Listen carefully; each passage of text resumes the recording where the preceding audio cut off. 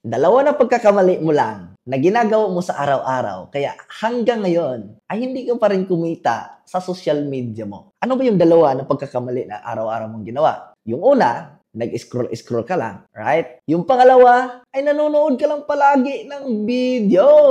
Nagpapalipas ka ng oras. Kaya hanggang ngayon, viewers ka pa rin, samantalang yung iba, nagpo-post na ng kita or sinasahod nila sa social media. So, gusto mong matuto? Right? Meron kasi kaming tinatawag na UR online system na kung saan ito ay nagtuturo kung paano kumita at i-maximize yung social media to those people who are really want to earn money using their social media account. Kung gusto ka, just like this video and mag-comment ka na rin. Pero kung gusto mong ma-priority, mas maganda mag-direct message ka sa akin. And then, huwag mong kalimutan na i-follow tong social media natin para at least updated ka sa mga video tip na binibigay natin at mas mabilis kang matuto dahil nakasubaybay ka sa atin. O paano yan? Magkita-kita tayo sa inbox ko ha kung ikaw yung gusto ma-priority.